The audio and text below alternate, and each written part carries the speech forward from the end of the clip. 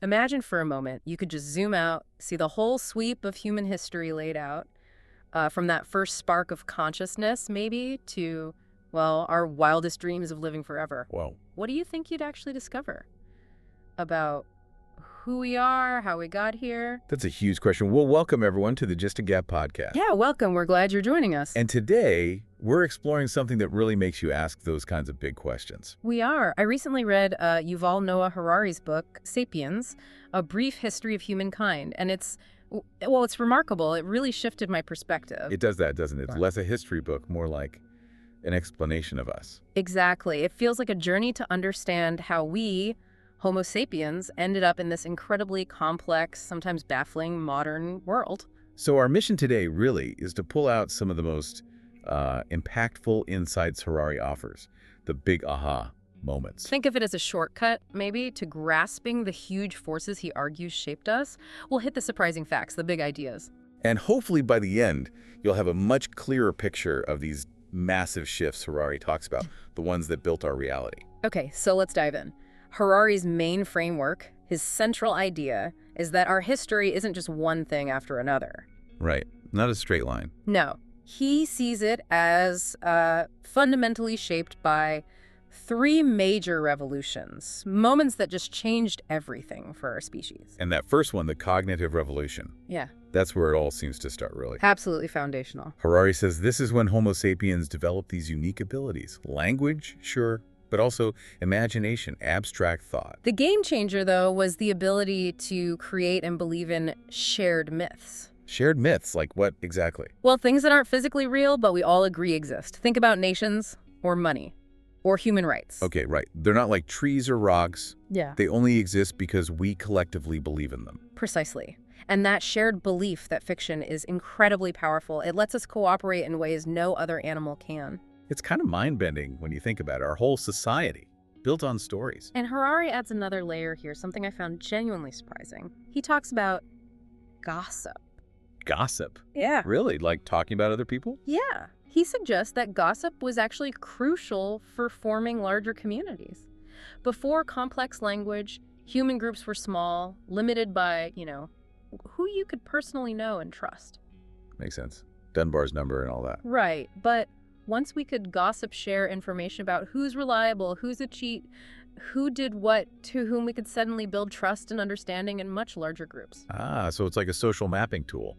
It allowed cooperation on a totally different scale. Exactly. Yeah. Beyond the immediate band. It's kind of fascinating. Yeah. It makes you wonder how much of our modern world, like social media, still runs on that fundamental gossip engine. That's a good point. Are we still just creating bigger and bigger networks based on shared stories and, well, social information?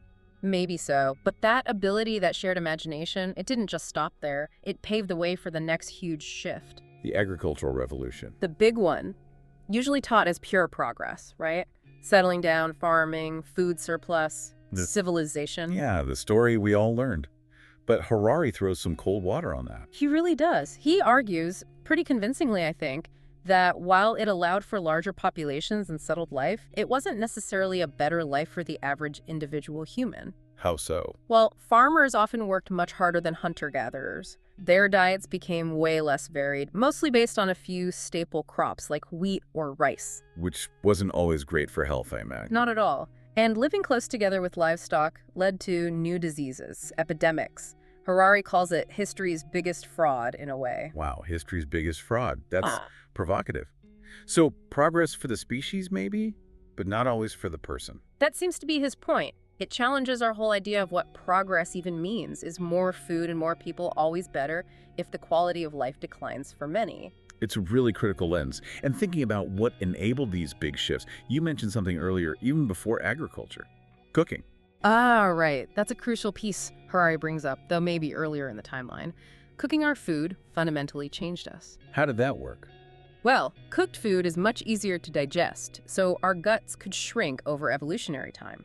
Okay. And digesting takes a lot of energy. With smaller guts, all that saved energy could be redirected elsewhere. Towards our brains.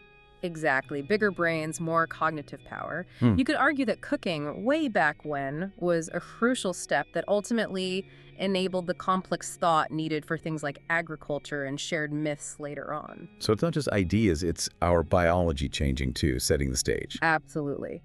Which brings us to the third major revolution, the one we're still very much living through. The scientific revolution. Yeah, starting roughly 500 years ago. This one's all about systematic observation, experimentation, technology. And maybe most importantly, a fundamental shift in attitude. A belief that we don't know everything, but we can find out and use that knowledge to gain new powers. Right. It fuels this relentless drive for progress, for innovation. And Harari points to two massive quests driven by this. Let me guess. Happiness and immortality. You got it. We're constantly seeking ways to feel better, live longer, maybe even conquer death itself. Think medicine, biotech. But, like the agricultural revolution, Harari suggests there are downsides, right? Unintended consequences. Definitely. He highlights the huge risks. Ecological destruction, for one. Climate change is a pretty stark example. And social inequality too, driven by new technologies perhaps. Yeah, the potential for technology to create even wider gaps between haves and have-nots. It raises that uncomfortable question again. Does science solve problems or just create new, maybe bigger ones? It's a real tension, isn't it? So we have these huge revolutions changing what we are and how we live. But another massive piece of the puzzle is how we manage to cooperate on such enormous scales. Right, going from small bands to global networks. How did that happen? Revolutions are one thing, but day-to-day cooperation. That's where Harari brings in some key tools, specifically the evolution of writing and money. Ah, okay. Abstract systems again. Totally. Think about writing. Suddenly, you can store vast amounts of information outside a single human brain. Laws, records, history, complex instructions. It allows for organizing societies way beyond face-to-face interactions, across time and distance. And money. Money is maybe the ultimate shared fiction.